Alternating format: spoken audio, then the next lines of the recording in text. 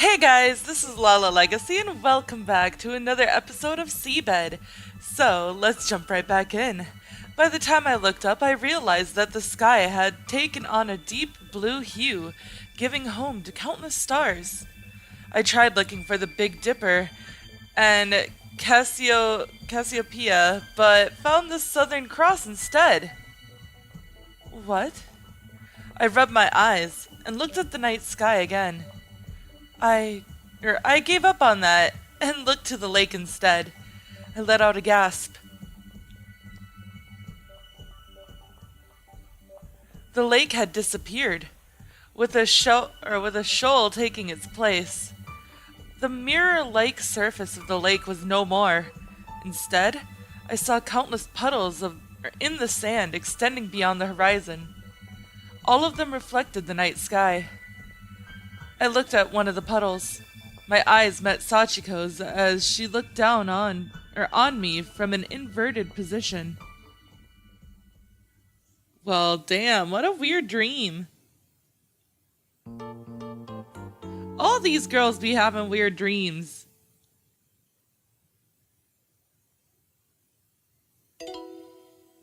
Ooh, we unlocked some more tips. Furnace and night duty room. Okay. We'll do that next time. Chapter 5. Ooh. Achievement unlocked. Connection. A cat in an aquarium. Oh, okay, we're back with Takako now. As I sat down on the futon and gazed at the trees beyond the dark window, I felt something akin to a thin layer of mist cover my vision. I closed my eyes and opened them again.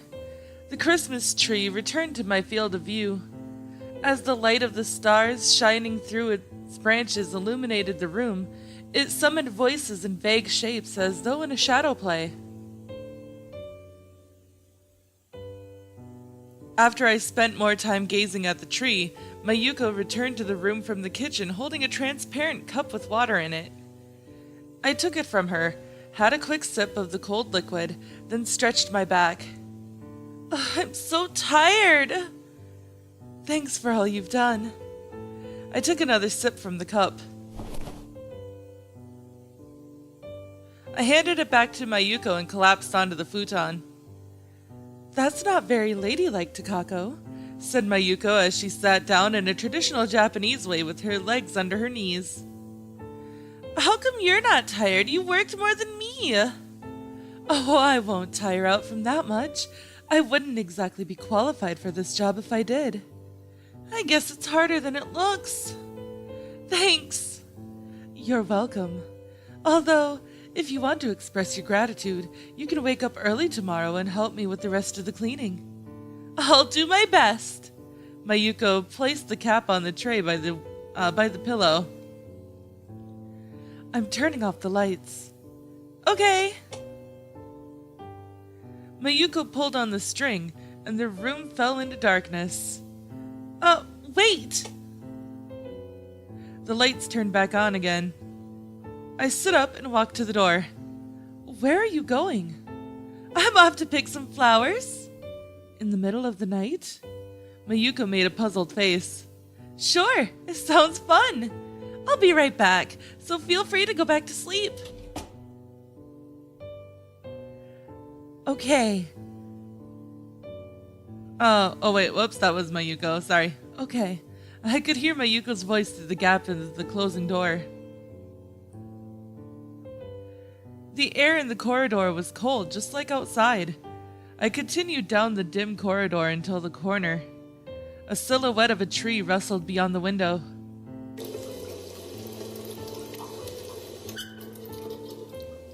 I washed my hands with freezing cold water, letting the chill seep into my bones. Afterwards, I turned off the tap and wiped the water off with a white towel next to the sink. I looked in the mirror, seeing my own eyes gazing back at me. Suddenly, I saw something move behind me. I turned around. There was nothing there, save for the dimly lit corridor stretching into the darkness. I narrowed my eyes, trying to make out something. Little by little, I managed to make out the wallpaper at the end of the corridor. The shadows cast on it by the trees beyond the window made it look almost like a face in the moonlight. The silhouette of a person suddenly passed by the surreal face on the wall, only to disappear further into the darkness. Sanai? I walked to the end of the corridor and peeked beyond the corner. The spiral staircase was not lit up and instead led downward into complete darkness. I strained my ears, but heard only the clanging of that contraption from outside, a metallic trinket attached to a wooden pole. Welcome back, Mayuko greeted me as I returned. I staggered to the futons and chose to slip into Mayuko's instead of my own. Did something happen? I think I saw something in the mirror. Takako, I think we've already agreed on this. No ghost stories past 9 o'clock. We did? But I really did see something in the corridor. I'm sure it was just the shadow of a tree branch or something. A gust of wind rattled the night duty room window. The trees outside continued to rustle. The metallic thing clanged against the wooden flagpole in the distance. I felt like I could smell the sea through a gap in the window. Mayuko stood up and clasped the strings serving as the light switch. I'm turning off the lights. I nodded, and with a short snap, the room fell into darkness. Only the uneven moonlight illuminated the world around me. Good night. Night! I closed my eyes and drifted off to sleep right away for a change. I had 2 dreams that night. One was about a plush toy. The other was about one of my old trips. The 2 had no relation whatsoever, and I couldn't even remember which one I had first, until they completely blurred together in my memories, rendering that question meaningless to begin with.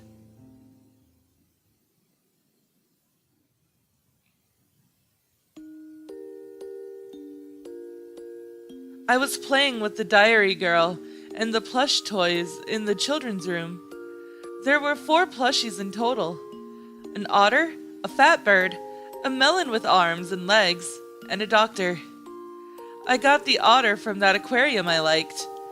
A mother otter held many little otters in her embrace. The cubs in turn, each held seashells. You could take the otter cubs off if you removed the magic tape on the mother's paw.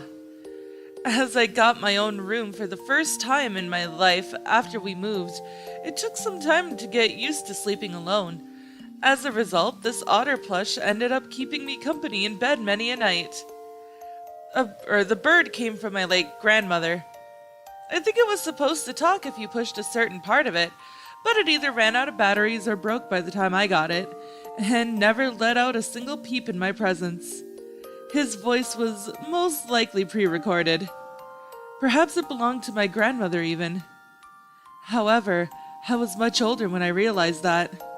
By that time, that toy had moved to a collection of dust on a tall shelf, and eventually disappeared altogether. I couldn't even remember where I got the melon plushie. Its troubled face was really cute now that I thought about it. Back then though, I was too young to read much into its expression and simply played with it by throwing it around. Being small enough to fit in the palm of in my palm made it the perfect ball to throw around the room. I watched his arms flail in the air as he did all sorts of acrobatic tricks before crashing into the wall or ceiling. One day, however, I lost it. I only rediscovered it when I was already in high school. I was looking for something in the old closet when I found it all covered in dust. Despite the passage of time, its facial expression remained the same. The diary girl brought the doctor toy. Apparently, it was the mascot of some hospital.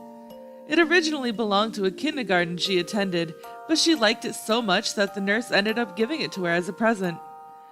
We would sometimes take our toys, or take out our toys and play together when we were still in our early years of elementary school. This time, we tried to make a play with our plushies as the characters, but we failed to construct any sort of continuous story in the end.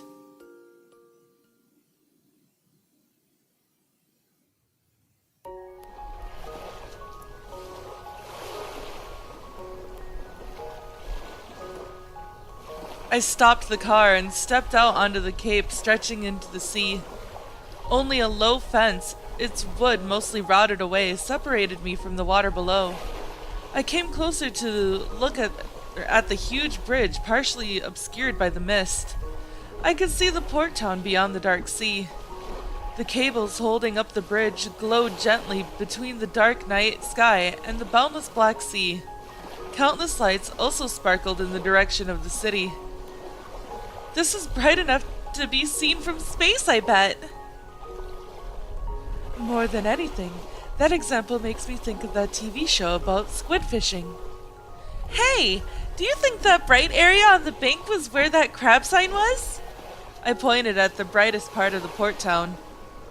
They have night tours, too, so it's highly possible. I wonder where the cable cars are. They go straight down to the waterfront, so probably around there. Sachiko leaned against the fence with one hand, then pointed at the lights in the distance with the other. She slowly trailed her fingers along the slope. A gust of cold wind swept across the cape, making me shiver. I let out a sneeze. It's pretty cold by the sea at night, isn't it? Why didn't you bring your jacket?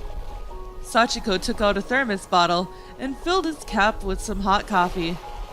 I sipped it slowly so not to get burned, feeling its bitter taste and heat warming my chest from the inside. I'm all warmed up now. Just don't catch a cold out here. I won't. Do you want some, Sachiko? I extended the half full cup to her. No. Okay then. I finished the coffee and handed her back the thermos bottle cap. She shook it up and down a few times to dispose of any remaining liquid, then fastened it to the bottle. I should have brought my camera. Is it in the car? I think I left it at the hotel. Too bad. Oh boy, I really wanted a picture with you. I shaped my fingers into a picture frame and directed it at Sachiko, who placed a hand on her hips and made a pose. Burn this into your retinas while you can. Will do. Did that picture come out well? Extremely. Glad to hear that. But I need something more impactful to make sure I never forget this. I leaned closer to her. She too turned her face to me. Might as well. Aww.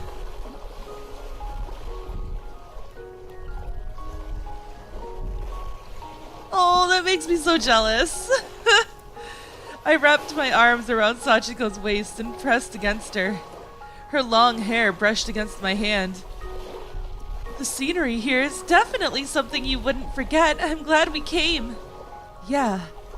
Makes me wonder how many people over there are even aware of the beauty of this town. I imagine it's not many.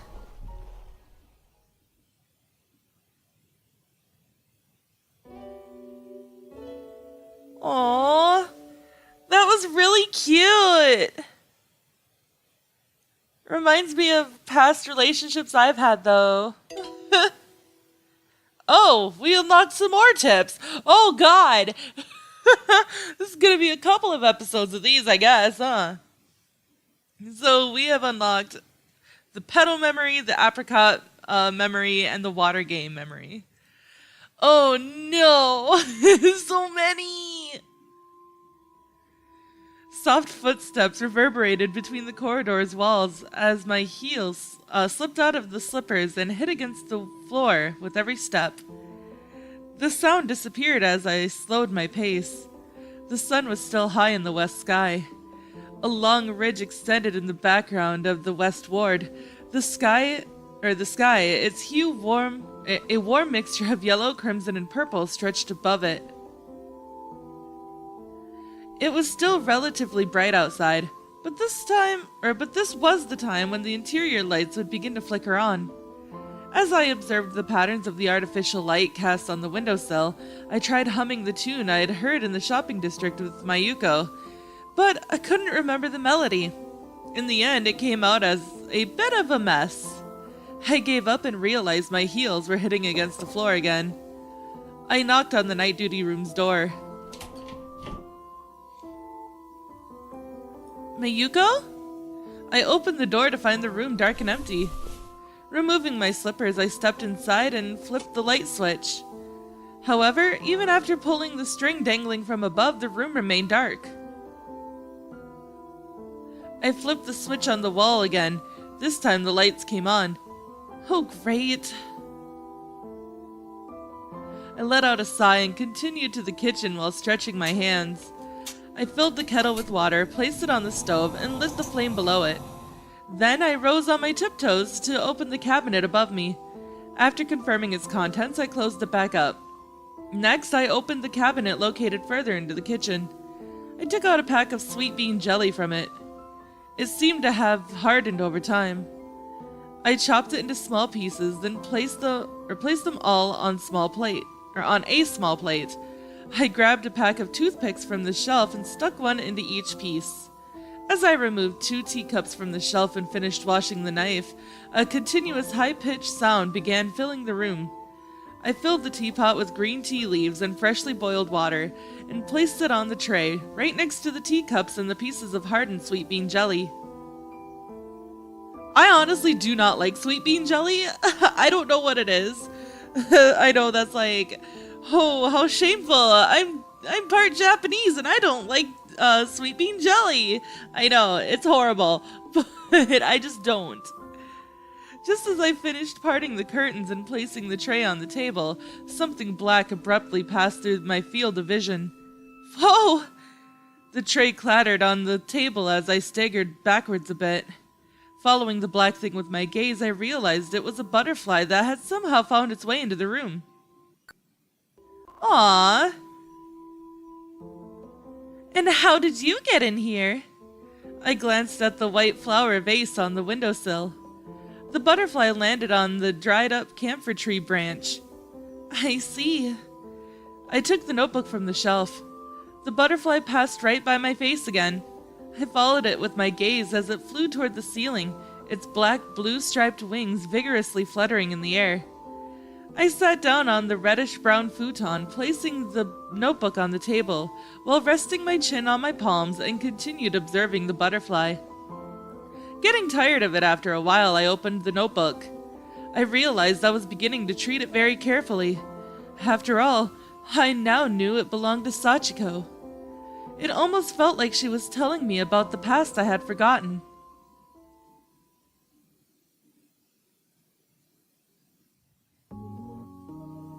Oh, things are starting to move fast. September 22nd, 1975. The clouds that had been covering the skies since early in the morning began to shower the ground with rain come noon, forcing us to change up our plans of playing outside and instead settle for a game of musical chairs inside. The children circled around a bunch of chairs as a simple piano melody played in the room. As I failed to grab a chair in the first round, oh hello, I was now watching them play from the sidelines. Takako was still with the others, alert and ready for the song to stop playing at any second. She had a dead serious expression on her face, reminding me of cowboys during quick draw scenes in western flicks. The music suddenly stopped.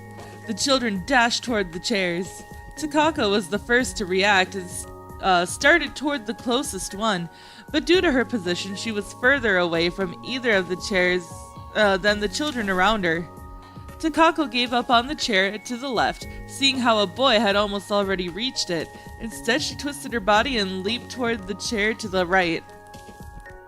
She crashed into the shoulder of the boy who was about to sit down on it and swept him away before ultimately landing on the chair. The chair tilted to the side on 2 of its legs, but Takako managed to balance it back down. The day marked her first ever victory in a game of musical chairs. Her eyes sparkling in triumph, Takako received the golden origami medal from the nurse. She spent the rest of the day with that thing dangling from her neck. Takako's mother was the first to show up when it was time for us to go home. Before leaving, Takako handed the medal to me. I watched it sparkle in the evening sun up until my parents came to pick me up. But that is all the time that I have for this episode, guys. So if you liked it, please give it a big thumbs up down below. And if you haven't already subscribed, by subscribing, you're becoming part of a legacy. I love you guys so much, and I will see you in the next video. Bye-bye!